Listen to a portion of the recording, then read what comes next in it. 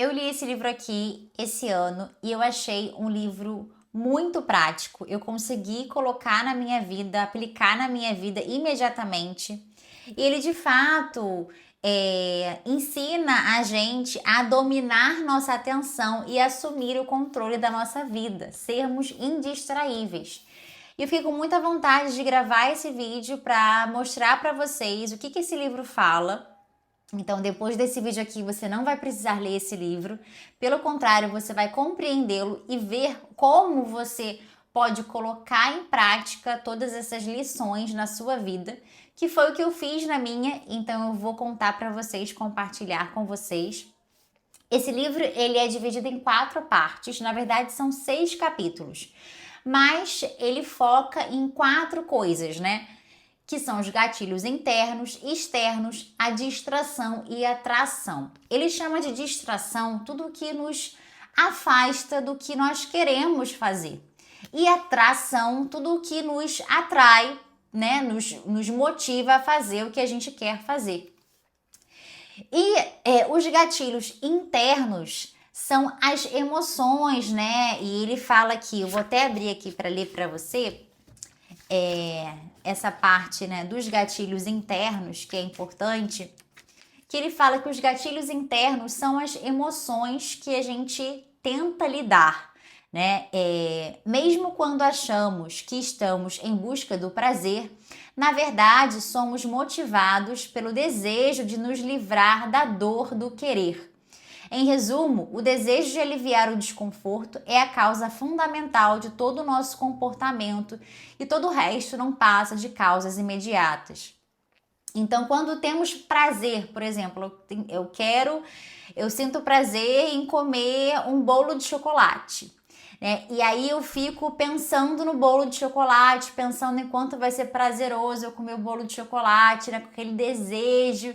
Aquele desejo me traz um desconforto, porque me traz uma dor, né? Um desconforto, porque quando a gente está com muita vontade de alguma coisa, a gente fica assim, a gente não consegue descansar, relaxar, a gente fica pensando naquela coisa, isso não é legal, né? A gente não gosta disso. A gente fica muito vidrado naquilo, não consegue focar em outra coisa, não consegue prestar atenção em outra coisa, só naquilo que é o objeto do nosso desejo.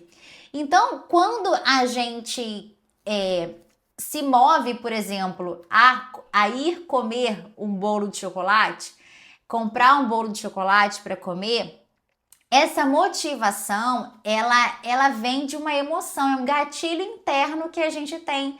No caso, é o desejo de comer o bolo que gerou um desconforto por eu não ter o bolo ali na minha frente para comer. Então, eu vou em busca daquilo que eu desejo. Então, mesmo por isso que ele fala, mesmo quando achamos que estamos em busca do prazer, na verdade somos motivados pelo desejo de nos livrar da dor do querer, da dor de querer um bolo e não ter, né? Então, esses gatilhos internos são justamente essas emoções que a gente sente, que a gente quer lidar com elas, né? Por exemplo, quando chega do trabalho cansada,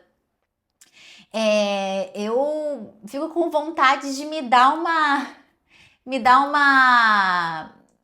um presente, né? Um alívio. Aí eu vou para a geladeira e pego, sei lá, alguma coisa muito apetitosa para comer.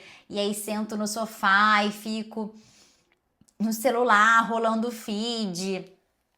Porque eu tô cansada, então eu não quero mais pensar em nada, não quero fazer comida.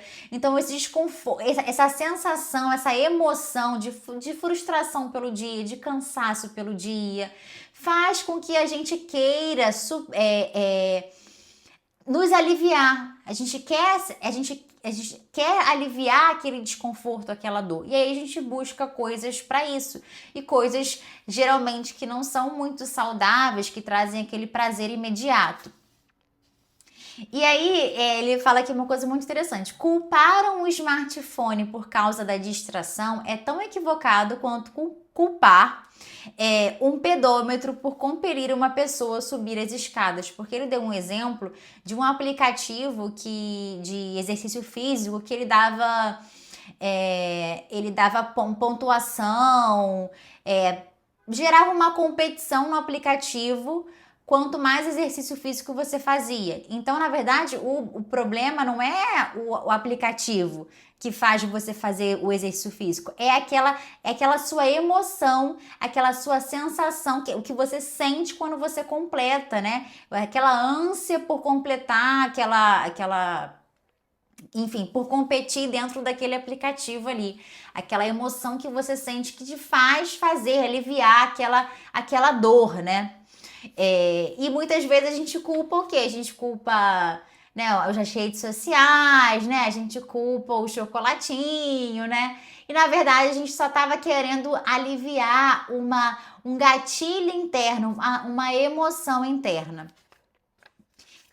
E aqui, ó, muito interessante. A distração é sempre uma fuga da realidade.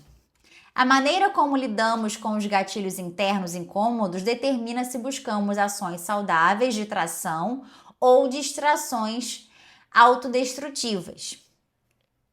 Se você não tiver coragem de encarar o desconforto, tédio, estresse, ansiedade, que leva ao desejo de fugir, continuará recorrendo a alguma distração. Só podemos começar a controlar a dor e encontrar um jeito de melhor lidar com nossas compulsões negativas se tivermos a coragem de encarar o desconforto.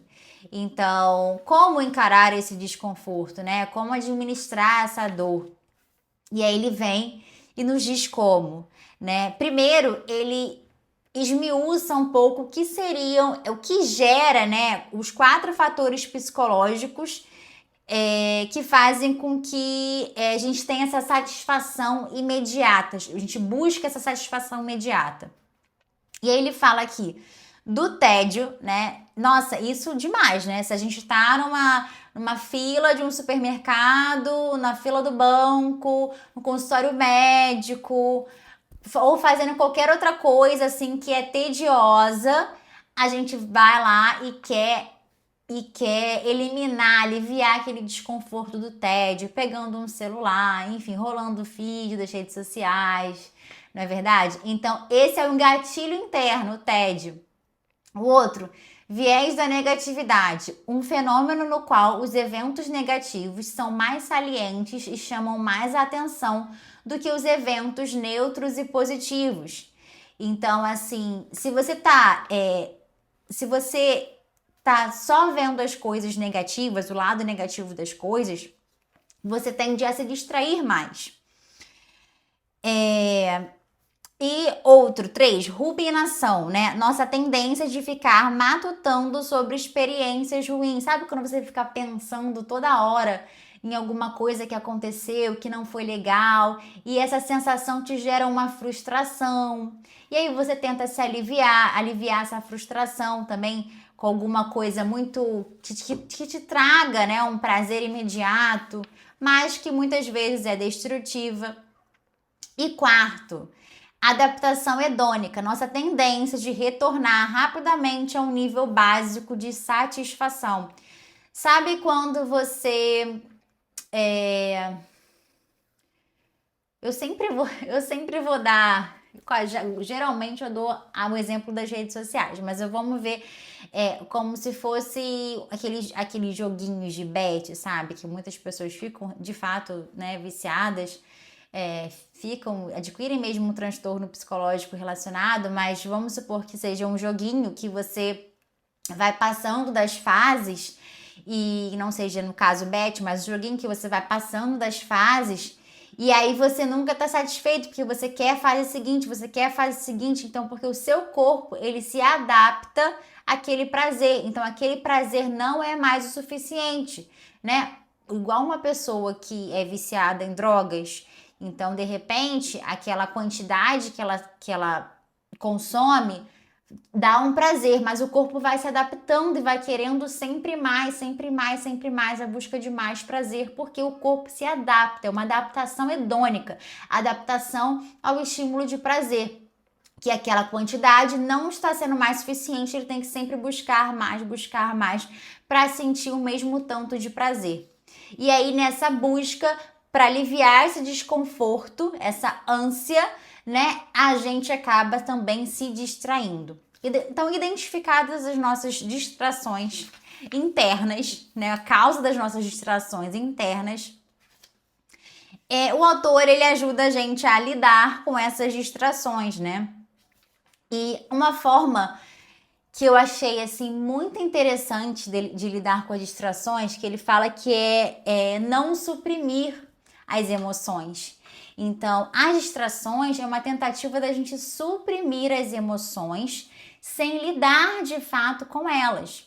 Então, se eu estou cansada, chego do trabalho cansada e eu pego o celular e fico rolando o feed, eu tô querendo me distrair, mas eu não estou aliviando o meu cansaço. Por quê, né? Porque, obviamente, né, você rolar o feed das redes sociais não vai aliviar cansaço, vai, na verdade, te deixar mais pilhado. É destrutivo, de fato. Então, como, né? Esse livro, ele fala como que a gente lida com isso. E, surpreendentemente, é você surfar na onda. Ele fala esse termo, né? Surfar na onda. A tentativa de minimizar a tensão do desejo faz com que o objeto do desejo seja ainda mais gratificante. Sabe quanto mais você não quer pensar numa coisa, mais você pensa na coisa? É tipo isso, entende? Se você fica tentando lutar contra aquela emoção que você está sentindo, que você não quer sentir, você se revolta contra aquilo, mais você sente. Quanto mais você diz para você mesmo que você não quer, mais você sente vontade, né, desejo. Quanto mais você tenta não pensar em uma coisa, mais você pensa. Então o autor fala assim: surfe a onda. Pense, reflita sobre aquilo, deixa a emoção vir. Pense sobre ela, reflita sobre ela. Então, assim, eu achei simplesmente muito interessante, né? Identifique o desconforto que precede a distração. Então, antes de você pegar um celular para se distrair, ou você, sei lá, pegar um doce para comer, o que tá fazendo, que distração, que gatilho interno está te motivando a tomar aquela ação, a se distrair dessa forma? Então, identificar o desconforto que precede a distração, focando nessa emoção, nesse gatilho interno. E aí ele fala da regra dos 10 minutos, né? E eu achei sensacional, porque muitas vezes eu estou aqui trabalhando e aí eu estou fazendo alguma coisa que é algum relatório que é chato, que é trabalhoso, né? Cansativo, então me dá uma frustração, um cansaço, uma carga mental, sabe, pesada. E aí me dá vontade na hora de pegar o celular para me distrair um pouquinho, sabe? Para descansar um pouquinho a mente. E aí, quando eu vejo, eu sou sugada, né? Pelo celular. Então, ele fala isso aqui que é muito interessante para você se dar 10 minutos. Não, tá, eu quero pegar o celular, já identifiquei que eu tô cansada desse negócio aqui que eu tô fazendo. E eu quero muito pegar meu celular para ver rapidinho uma notificação que me mandaram. Ou será que me mandaram? Aí você fica curiosa, com vontade de ver, não sei o quê. E aí, 10 minutos. Depois de 10 minutos, se ainda ficar com vontade, aí sim você se distrai. Aí o que acontece? Ele fala aqui, depois desse tempo, já passou a vontade, já passou aquela sensação que você tinha, e aí você acaba não se distraindo. Eu achei isso muito interessante. Surfar na onda do impulso. Quando você se pega tomado por um desejo, observe as sensações e surfe nelas como se elas fossem uma onda, sem tentar afastá-las nem fazer nada a respeito. Isso nos ajuda a aguentar firme até os sentimentos enfraquecerem. Uma vez eu estava lendo um livro antes de dormir, e aí na leitura do livro eu comecei a pensar em alguma coisa, em alguma circunstância, uma coisa que tinha acontecido, uma coisa que eu tinha que resolver. E aí eu viajei, assim, na leitura. Eu li, sabe quando você lê e não tá prestando atenção? Lê, mas vai ter que voltar e ler tudo de novo? Foi assim. E aí antes eu fazia o quê? Eu me forçava a ler, né? Aí eu não vou pensar nisso, vou ler. Aí eu lia, mas eu não conseguia me focar. E aí eu mudei a minha estratégia, falei pra mim assim, quer saber? Eu vou parar e vou de fato pensar nesses pensamentos que estão vindo na minha cabeça. eu vou pensar neles e vou concluí-los para depois retomar para o livro, senão não vou conseguir me concentrar com esse pensamento martelando na minha cabeça. E aí simplesmente eu parei de ler, eu pensei no que eu estava pensando, deixei o pensamento vir, refleti sobre ele, dei um fechamento nele, uma solução para ele, e aí voltei para o meu livro. E foi sensacional, porque eu consegui me focar, não me distraí mais. Então, esse experimento eu fiz adaptado, assim, né, à leitura. Uma coisa muito legal também para para lidar com esses gatilhos internos seria reimaginar a tarefa. Então, a solução, portanto, é concentrar-se na própria tarefa. Em vez de fugir da dor ou usar recompensas como prêmios ou guloseimas para nos motivar, a ideia é prestar tanta atenção a ponto de ser capaz de encontrar novos desafios que você não tinha visto antes. Esses novos desafios nos dão um senso de novidade, o que ajuda a instigar nosso interesse e manter o foco quando somos seduzidos pelas distrações. Então, eu até notei aqui, sabe quando assim, você está fazendo uma tarefa lá do seu trabalho que é chato, que é trabalhoso, igual eu comentei aqui do meu trabalho, que é chato, que é trabalhoso. E aí, o autor está falando para você colocar, cumprir a tarefa, se colocar desafios dentro daquela tarefa que é chata, que é cansativa, que é trabalhosa, que é complexa. Você vai reimaginar a tarefa, você vai lidar com a tarefa de uma outra forma, como se você estivesse gamificando o processo. E aí eu comecei a fazer isso. Existem umas formas, né, de fazer isso. Ao invés de você se dar recompensas, não. Tá tão cansativo esse trabalho, eu acho que eu vou lá pegar um chocolatinho na geladeira. Tá tão chato isso aqui, eu acho que eu vou pegar meu celular. Então, assim, ao invés de você distrair com outras coisas fora da tarefa, você usa a tarefa a seu favor. Como fazer isso? Então, você colocar nessa tarefa alguns desafios. Eu comecei a fazer isso, porque eu tinha um documento para redigir, e aí eu coloquei tempo, meu desafio era o tempo. Não, então eu tenho que fazer isso aqui em 30 minutos. Então eu ficava focadérrima, né, para conseguir ganhar o tempo, entendeu? Conseguir cumprir aquela meta de tempo que eu me coloquei. Ou então pode ser uma meta de quantidade de tarefas que você vai fazer dentro daquela tarefa principal, dentro de um bloco de tempo. Então, assim, gamificar, né, aquilo que é chato, que é complexo, olhar com outros olhos. Né, fazer diferente, se colocar para fazer diferente, para fazer melhor, com esse objetivo de aperfeiçoamento, de aprimoramento, também é uma forma de você reimaginar a tarefa, olhar ela sobre outra perspectiva, e aí ela vai acabar ficando mais interessante. E de fato isso aconteceu comigo. Bom, uma outra coisa, mudar a visão, né? Mudar a visão e mudar as crenças que a gente tem. E o que seria isso? Um exemplo, né, que eu dei, tudo que a gente, esses gatilhos internos, essas emoções que a gente tem durante o nosso dia, nossa rotina, às vezes eles nascem de uma crença, né? Muitas vezes nascem de uma crença que a gente tem a respeito das coisas. E aí eu vou dar um exemplo aqui, né? O mesmo exemplo, cheguei cansada do trabalho, no final de um dia cansativo de trabalho, eu cheguei em casa. Qual que é a minha crença? Já que trabalhei o dia todo, estou cansada, mereço qualquer coisa que eu queira para me sentir prazer. Essa é uma crença. Então, se eu trabalhei muito, eu mereço, em compensação, um prazer. Isso é uma crença. Entendeu? Que muitas pessoas têm. Se eu trabalhei, que tipo assim, a pessoa trabalhou, a pessoa não fez mais do que a obrigação dela, né?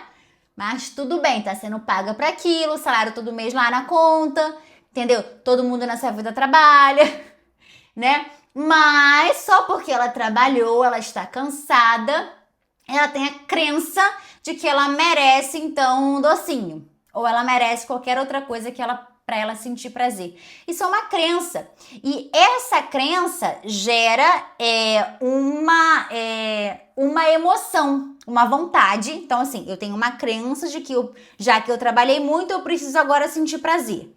Essa é a minha crença, a lógica que eu tenho da vida, né? Se eu trabalhei, eu preciso agora ter o lado bom das coisas, ver o lado bom das coisas, né? Me sentir prazer, enfim. E aí eu penso, como que eu vou ter um prazer imediato, absoluto? Um pote de sorvete que tem na minha geladeira. Aí eu pego o pote de sorvete, aí eu penso no pote de sorvete, né? Quando eu penso no pote de sorvete, eu penso no prazer que ele vai me gerar. Eu fico o quê? Empolgada, com expectativa. O prazer é antecipado. Isso é a dopamina, né? A dopamina é o hormônio da motivação. É aquele que é liberado antes mesmo da gente sentir o prazer com a coisa de fato comendo o pote de sorvete. Né? O nosso corpo libera dopamina, que é uma antecipação desse prazer que motiva a gente a buscar aquela recompensa, né? Que é o pote de sorvete, que é o prazer do pote de sorvete. É igual a viagem, quando a gente planeja uma viagem legal, às vezes o planejamento da viagem é mais legal do que a viagem em si, mas aquela expectativa, né, aquela ansiedade que gera, buscar roteiros e tal, programação, é muito legal. Então é uma dopamina que o corpo libera antes mesmo da recompensa, que seria a viagem. E no meu exemplo aqui, o pote de sorvete. Então, aquela crença de que se eu trabalhei eu preciso de prazer, me gerou vontade de sentir prazer, né, de pegar o pote de sorvete, que me gerou uma empolgação, aquela dopamina, né, que é liberada antes da recompensa, uma expectativa, e eu como o pote de sorvete no sofá, rolando o feed do TikTok, né? E pronto, você viu que todo o meu comportamento, todo o meu gatilho interno, ele foi gerado por uma crença que eu tinha. De que se eu trabalhei, eu preciso me compensar sentindo prazer. E isso não necessariamente é verdade, não é? É simplesmente uma crença. E essa minha crença, ela me gera vontades, comportamentos e pensamentos e sentimentos e ações, não é? Então é exatamente isso aqui que o autor fala, que eu achei muito interessante, né?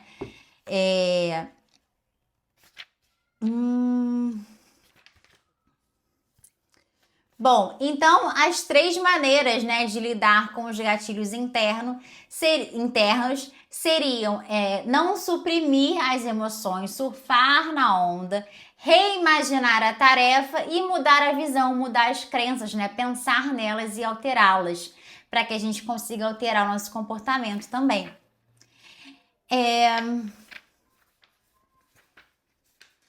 Bom, agora a gente vai falar sobre a tração. Falamos sobre os gatilhos internos, mas como gerar tração? Ou seja, como fazer com que a gente faça o que queremos fazer, né? E aí ele fala aqui para a gente começar pelos nossos valores, pelo porquê queremos fazer as coisas, né? Deixa eu beber um pouquinho de água aqui.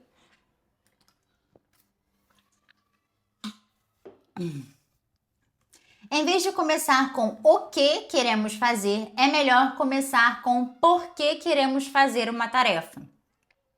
E para isso, precisamos começar definindo os valores. Os valores são quem queremos ser, o que queremos representar e como queremos nos relacionar com o mundo. Se negligenciamos sistematicamente nossos valores, tornamos-nos pessoas das quais não nos orgulhamos e nossa vida fica desequilibrada e pobre.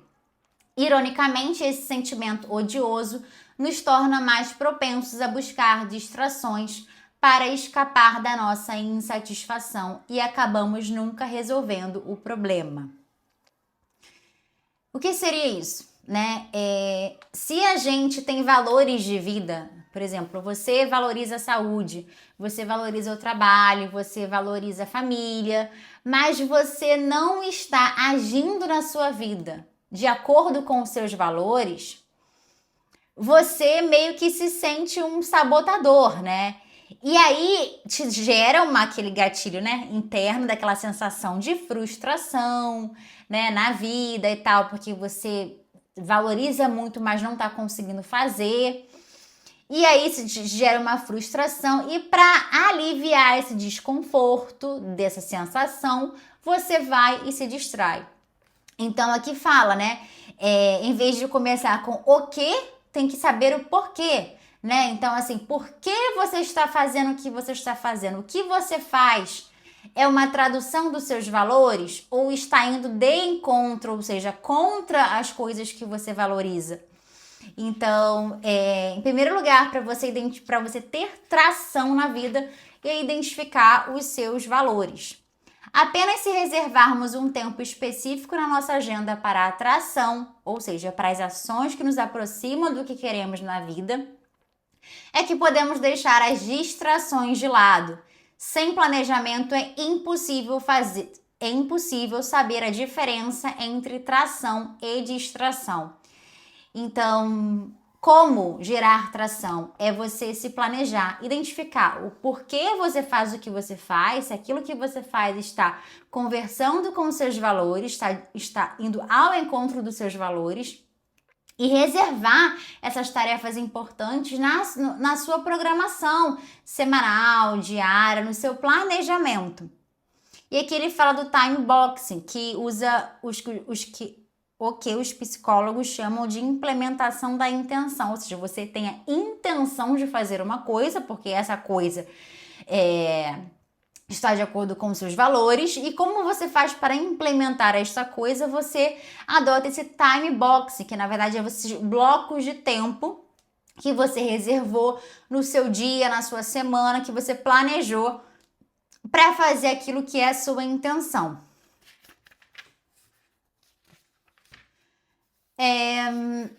Bom, e outra coisa, cuidar de si mesmo ocupa o centro das 3 áreas. Ele fala aqui, ó, 3 áreas da vida, né? Ele dividiu em trabalho, né? Você, né, que é o centro, relacionamentos e trabalho, né? Então você é o centro das suas áreas da vida. Então cuidar de si mesmo ocupa o centro porque as outras coisas dependem da sua saúde e bem-estar. No que diz respeito ao nosso tempo, precisamos parar de nos preocupar com os resultados, ou seja, com os outputs que ele chama, que não podemos controlar, em vez disso focar nos fatores dos quais temos o controle, inputs, controlar o que entra e não o que sai, ou seja, a gente se planejar, o que a gente pode controlar, a gente controla, o que não tem o que fazer.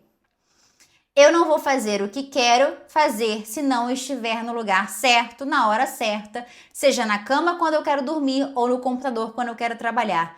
Não comparecer é uma garantia de fracasso. Ou seja, se você nem se planejou, se você nem está no lugar, se você nem tem os recursos para você fazer o que você quer fazer, a sua intenção, aí mesmo que você não vai fazer. Então, sem planejamento, fica muito mais difícil você cumprir, né? Então, quando você planeja, você sabe o que você tem que fazer, quando você tem que fazer, fica muito mais fácil você cumprir aquela ação, né?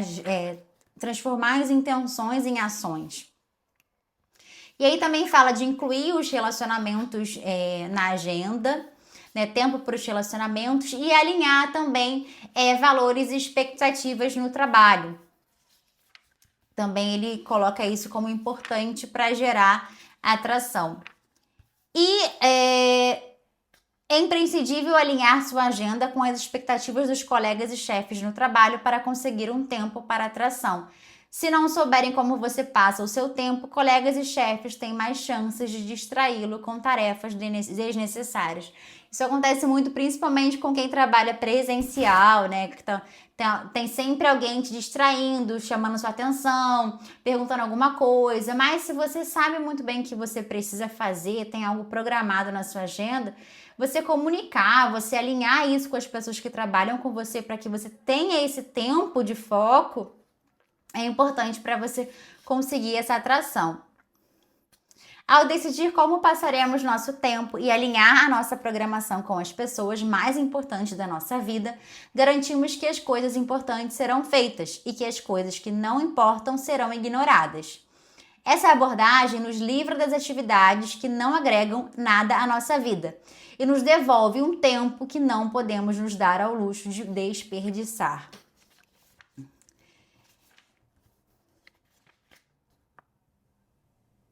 Nossa, muito interessante isso aqui, gente. Muito interessante. Eu achei, assim, impressionante.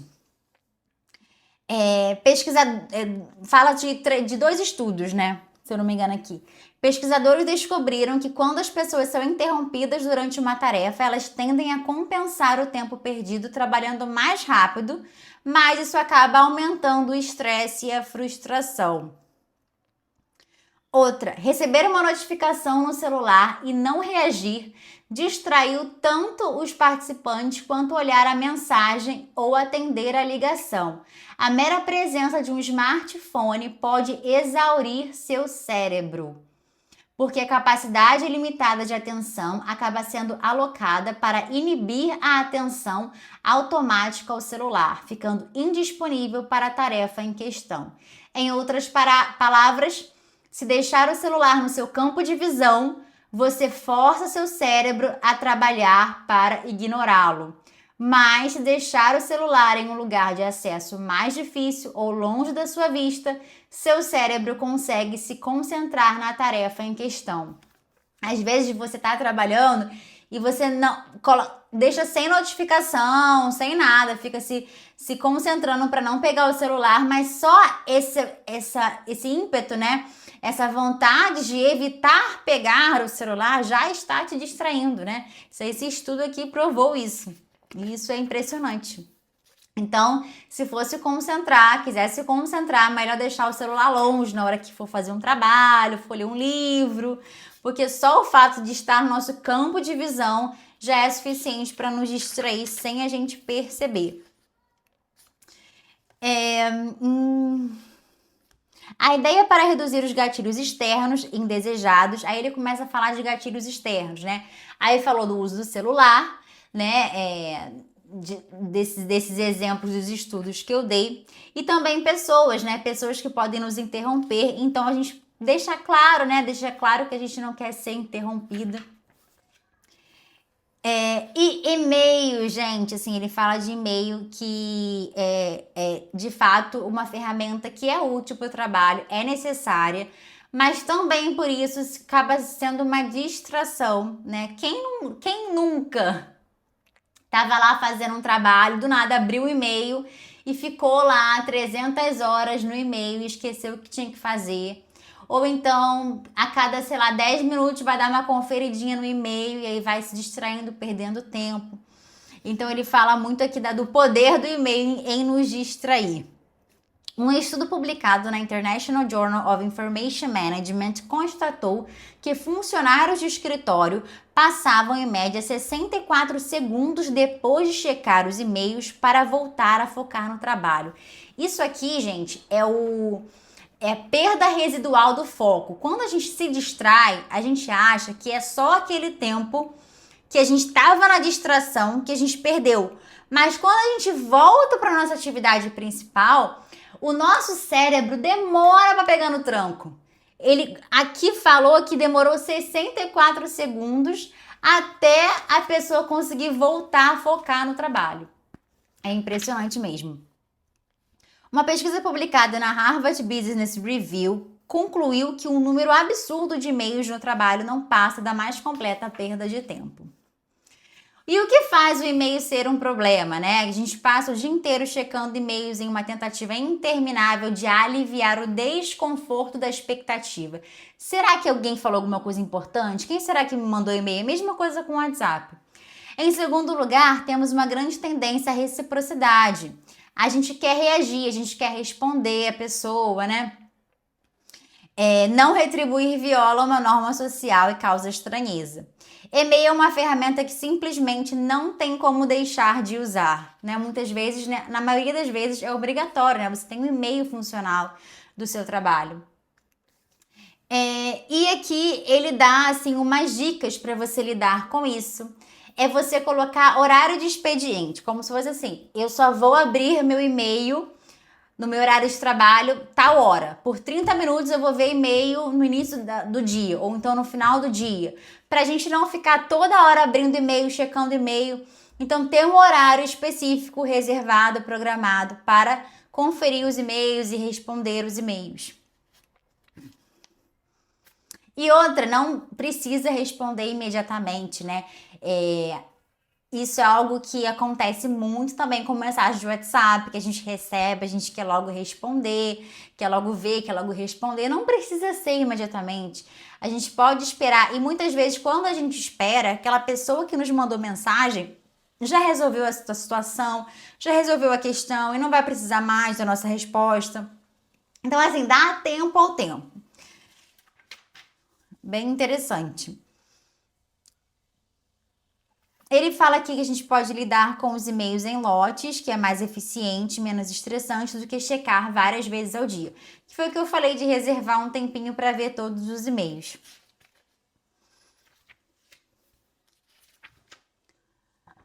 Bom, grupos de mensagem. Agora vamos falar de WhatsApp. Apesar da grande vantagem dos grupos de mensagens ser possibilitar conversas em tempo real, falar neste exato momento deve ser a exceção e não a regra. Então a gente não precisa responder na hora, né? Aquela vontade de ver logo, de responder logo. Para quê, gente? Não tem essa necessidade. E em relação às reuniões, né? Quem tem reunião no trabalho, né? Ele sugere sempre ter uma pauta de reunião e uma solução antes das reuniões, para não ficar aquelas reuniões cansativas. Mas eu acho que isso é mais para quem gerencia reuniões, para chefes, né? Gerentes e tal. Então, se for o caso, é uma boa dica. Aplicativo, gente, defenda-se do hacking do smartphone. Então, eu já fiz isso e eu faço sempre essa limpa. Fazer uma limpa de aplicativos que eu não uso mais, ou excluir aplicativos que deixaram de ser necessários, que estão lá só ocupando a tela do meu celular, ou então ocupando aqui a minha área de trabalho do meu computador. Aplicar o time boxing para reservar um tempo para as mídias sociais na minha agenda eliminou a necessidade de ter esses aplicativos instalados no meu celular. Sim, gente, eu fiz isso porque agora eu tenho tempo para olhar o meu celular, para olhar minhas redes sociais. Então, de manhã, já até fiz um vídeo aqui que de manhã eu não vejo, não olho minhas redes sociais, não olho meu celular, não olho nada. Aí eu acordo, leio, vou pra academia, volto. Quando eu volto, aí é o meu tempo que eu dou uma checadinha nas redes sociais. Mesma coisa, só no meu horário de almoço, no meu intervalo do trabalho, aí eu vou ver. Ele fez uma divisão aqui muito legal, né? De aplicativos que são ferramentas básicas, aplicativos aspirações e aplicativos caça-níqueis. O que seria isso? Ele recomenda organizar na tela inicial do celular só as ferramentas básicas e aspirações.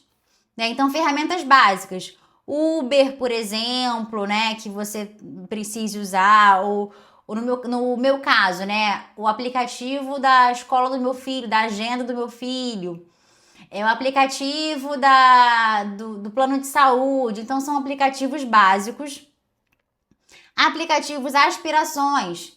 Um Spotify, né? Seria um aplicativo aspiração. Ou então o Kindle no meu celular seria um aplicativo aspiração. Então, deixar na tela inicial só esses dois tipos de aplicativos, aspirações e aplicativos básicos. E colocar os caça-níqueis. O que seria o caça-níquel? As redes sociais. As redes sociais, não colocar na primeira tela, deixar na segunda, na terceira tela do celular, para você não ter aquela vontade de abrir o celular, desbloquear a tela e já clicar e ser sugada ali dentro. Eu achei muito interessante. A mesma coisa, né, na tela do celular, né, ele fala a mesma coisa, do celular não, da área de trabalho, não ficar muitas coisas assim na área de trabalho. E uma coisa muito legal, né, que que ele fala da questão de ser multitarefa, né? Eu já falei aqui nos vídeos que ser multitarefa para mim não é algo inteligente, né? Porque a gente não consegue se concentrar, de fato, focar em muitas coisas ao mesmo tempo.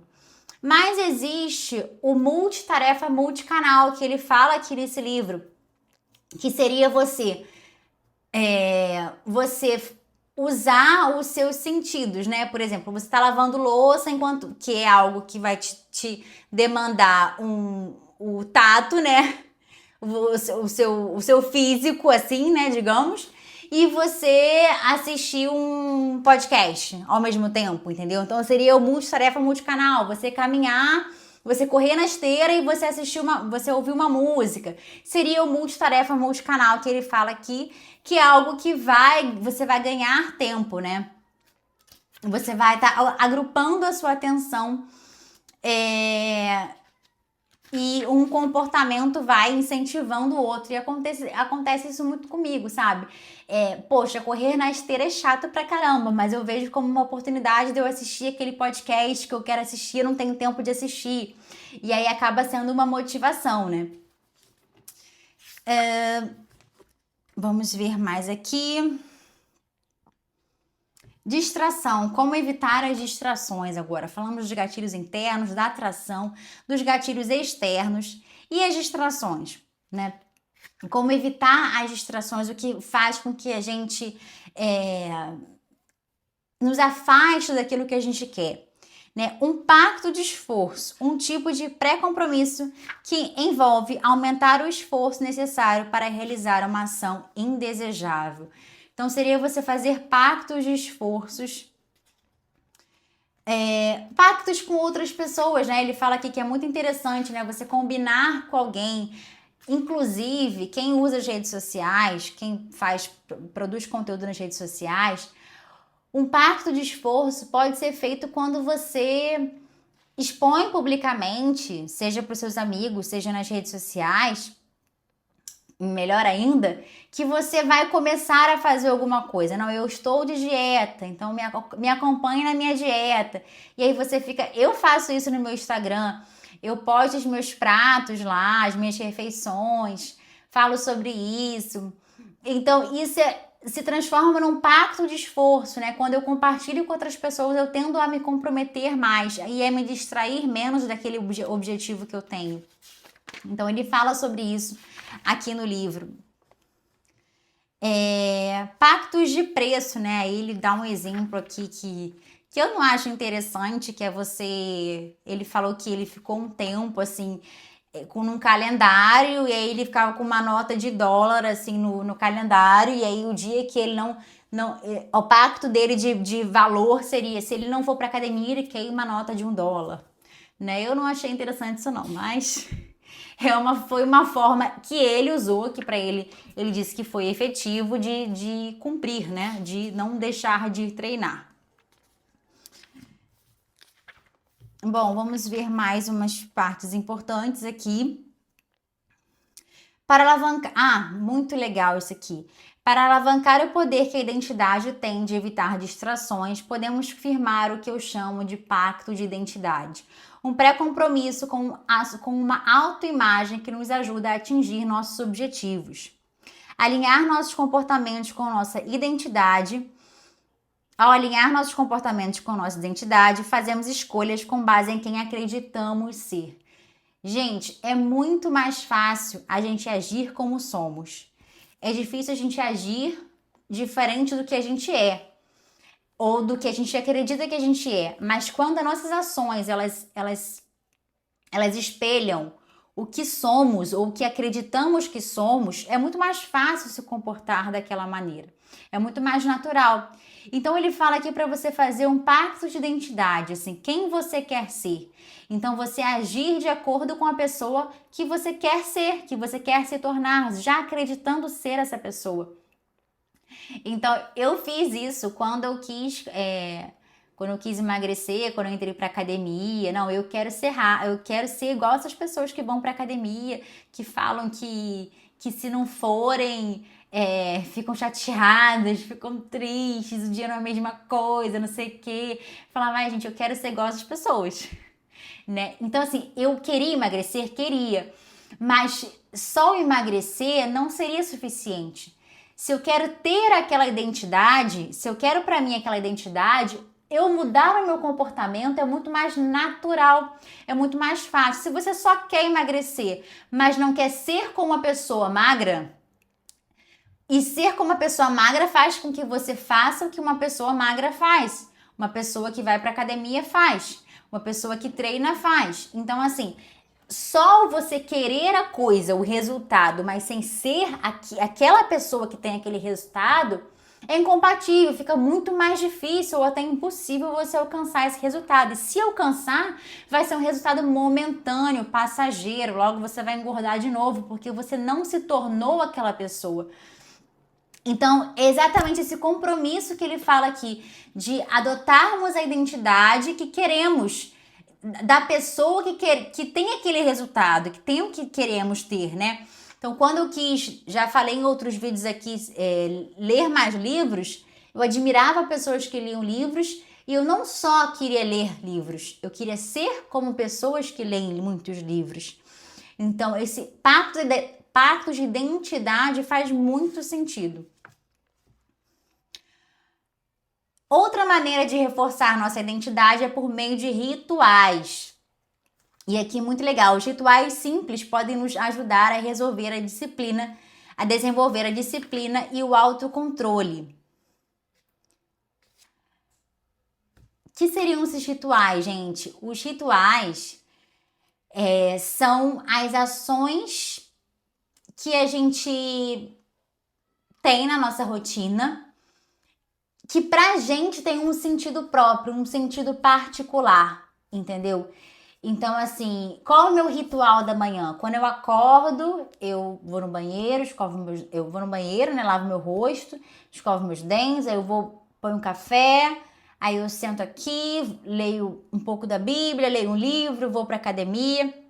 Então, assim, essa ordem das ações, o ambiente assim que eu fico, tudo isso faz parte de um ritual meu que faz sentido para mim, que é bom para mim e por fazer sentido para mim e ser bom para mim, faz com que eu queira executá-lo repetidamente, dia após dia. Então, o ritual faz com que a gente elimine as distrações, né? Porque eu já sei o que eu tenho que fazer, eu já tô habituada àquilo, faz sentido para mim, já é algo particular, individual e que eu gosto, né? Que se adaptou à minha vida, virou um hábito. E então é muito mais fácil eu não me distrair se eu crio rituais, sabe, para fazer as coisas. Agora, se eu faço cada dia de uma forma, de um jeito diferente, eu perco esse benefício dos rituais.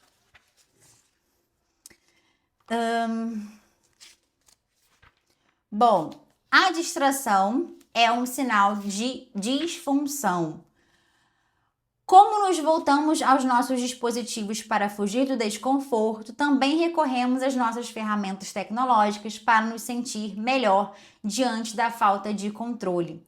Checar o e-mail ou falar alguma coisa em um grupo de mensagens nos dá uma ilusão de produtividade, mesmo se essas ações não melhorem a situação. Nossa, isso aqui, esse livro aqui, Trabalho Focado, fala demais, porque é uma ilusão de produtividade, né?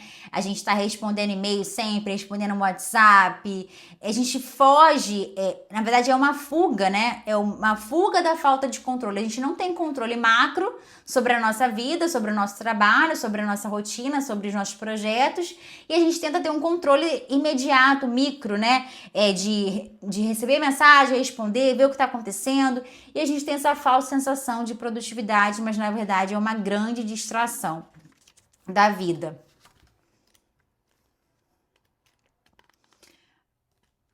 Bom, gente, estamos chegando aqui. Essas foram as principais lições do livro que, como eu contei para vocês aqui, eu comecei a aplicar na minha vida e fez muito sentido.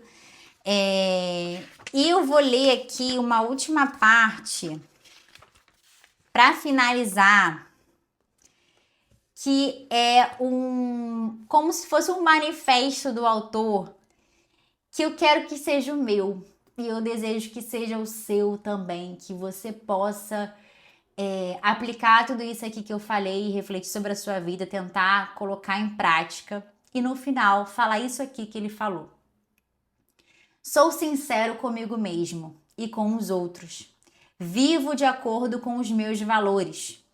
Mantenho meus compromissos com as pessoas mais importantes da minha vida e sou mais profissionalmente produtivo que nunca. Isso aqui que ele falou, eu quero poder falar. Eu já consigo, né, falar muito isso e eu quero que você consiga falar também, né? Que você viva de acordo com seus valores, que você mantenha seus compromissos com as pessoas importantes da sua vida e você seja profissionalmente mais produtivo do que nunca, depois que você aplicar tudo isso aqui que eu falei desse livro aqui que foi excelente, lições excelentes. E eu te convido, se você não estiver inscrito aqui no canal, se inscrever no canal, curtir esse vídeo se você gostou de tudo que eu falei, se você gostou desse livro aqui. E não deixe de ver todos os vídeos que eu tenho aqui sobre produtividade. Eu vou deixar aqui no card final 2 ótimas sugestões para você continuar nessa busca aqui por ser mais produtivo e viver com muito mais propósito. Tchau, tchau!